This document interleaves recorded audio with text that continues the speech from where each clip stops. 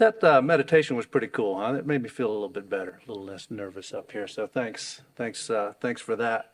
Who's ready to do some whitewater rafting or mountain biking or hiking today?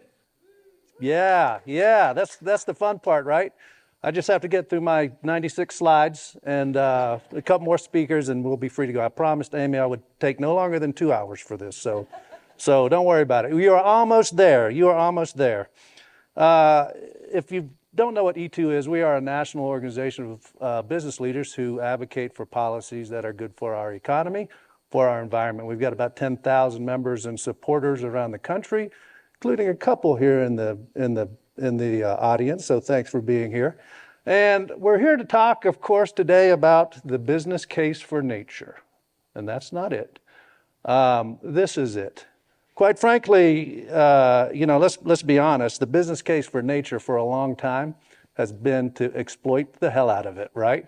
We've done it through mining, digging holes in the ground, done it through drilling, done it through fracking.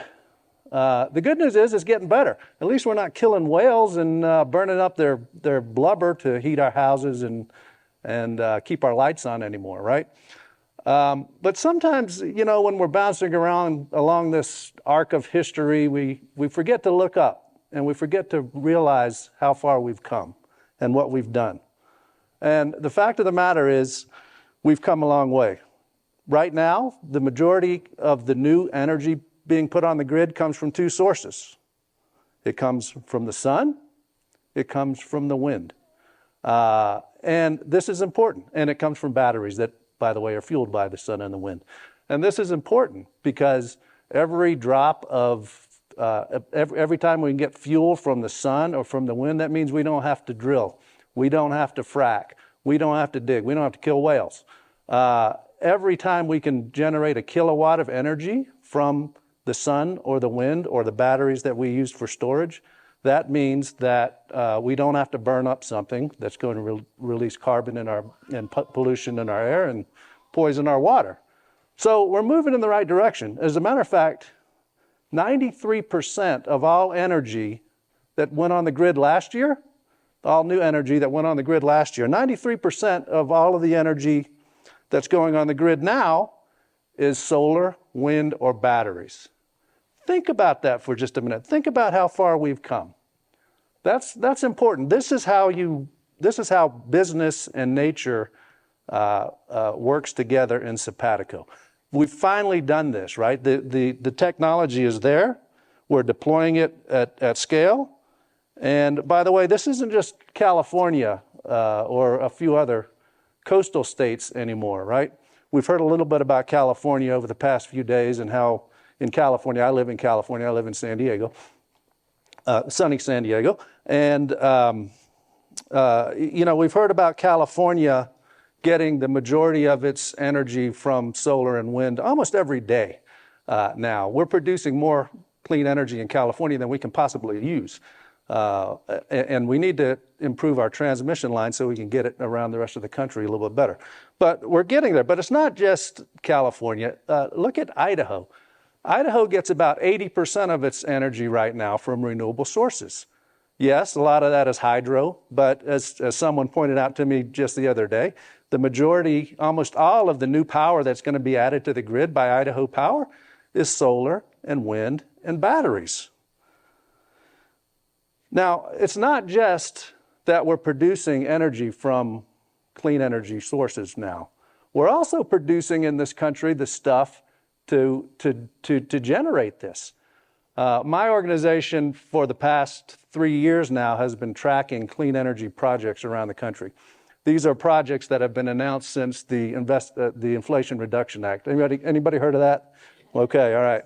Well, you're going to be hearing some more about it, just for the record. But what we know is that there's been more than 400 major clean energy factories and projects announced across America in just the past 3 years, guys.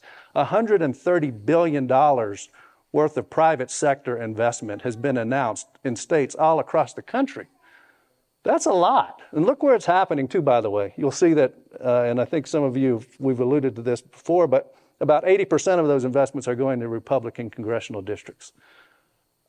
This is giving us the tools that we need to shift to a cleaner economy, and it's giving us the tools that we need to protect our nature as well. And it's also doing something else, by the way. It's making America more competitive. Right now, about 90% of all solar panels, about 90% of all batteries are produced by China and a few other countries. Before the Inflation Reduction Act, we didn't have a dog in the hunt here, guys. We weren't even competitive in this. But guess what? Since then, we've seen about 60 solar panel factories being announced in America. We've seen 50 battery factories being announced. We've seen 140 electric vehicle factories being announced. Good stuff, huh? Yeah. We're moving in the right direction. Problem is, actually, you know, the other significant thing about this is that clean energy is not just alternative energy anymore. It's not the energy of the future. It's happening today. How many people know Jigger Shaw? Does anybody know Jigger here? So Jigger is the founder of Sun Edison. Previously, he ran the Department of Energy's loan guarantee program. He's a longtime E2 member. He now calls himself a professional podcaster, and if you haven't heard him on the podcast, you should. He's pretty good, actually. But as Jigger points out, clean energy is not alternative energy. It's not the future of energy. Clean energy now is the energy economy. We are the energy economy, and we need to stand up and we need to own that. When we talk about energy, this is what we're talking about. Now, unfortunately, you may have heard, we're facing a few headwinds right now.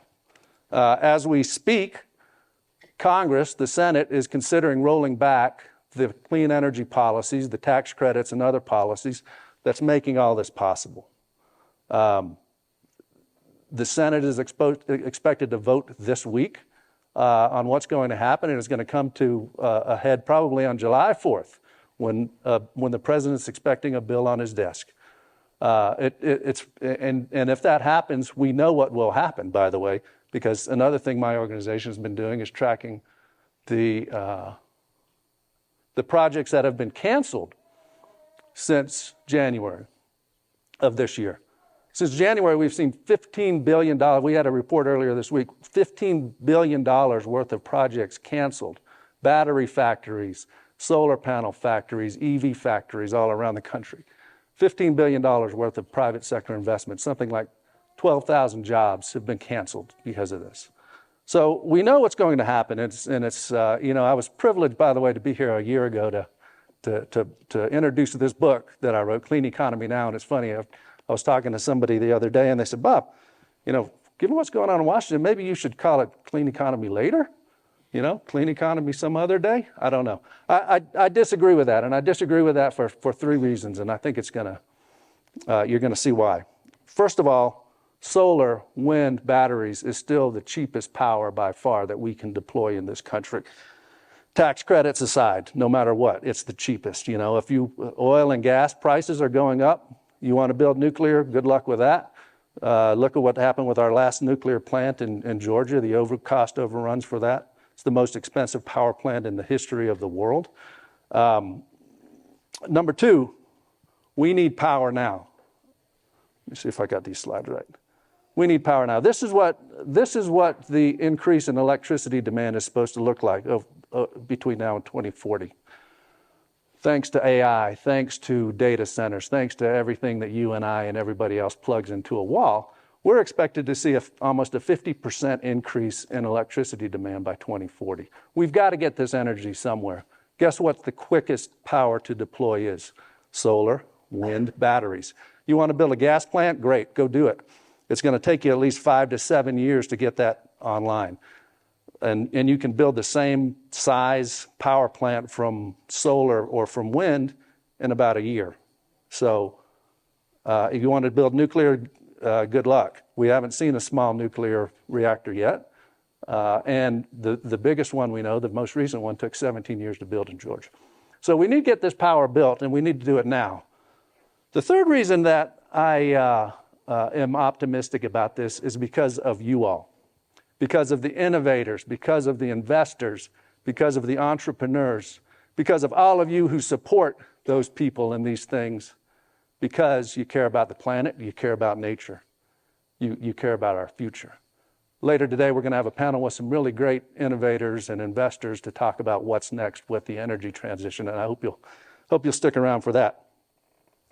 But I want to leave you with one last slide. I want to leave you with one last slide. I still want to leave you with one last slide. All right, there you go. Anybody recognize that? I want to take you back to the place where we started this week. That's the road to the Sun Valley Resort. This is a picture that my wife took on the way there. And when she showed it to me, she said, you know, this is kind of like where we are with the environment. This is kind of like where we are with clean energy. It's a long road. It's a winding road. But it sure is a beautiful road, and it goes to a beautiful place. So what I would submit to you is that if we keep our eyes on the road and we don't get distracted by the latest chaos out of Washington or what's on Twitter or Truth Social or what have you, if we keep our eyes on the road and know what is possible, if we keep our shoulder to the wheel and we keep working hard, we keep pushing on this, we keep investing, we keep innovating, we keep supporting this work. And importantly, if we make sure that our lawmakers know that this is the future that we want, and importantly, that we make sure our lawmakers know if they drive us into a ditch, we're going to hold them accountable. We're going to hold them accountable politically and otherwise. If we do those things, I'm positive that the road, while it might be windy, while it might be a little steep incline, while we might get some bumps on the road, is going to lead to a beautiful place. It's going to lead to a cleaner economy. It's going to lead to a better environment. Excuse me. And it's going to lead to a place like this one that we've been fortunate enough to experience this week. So thank you all. Thanks for taking time to listen and for all that you do.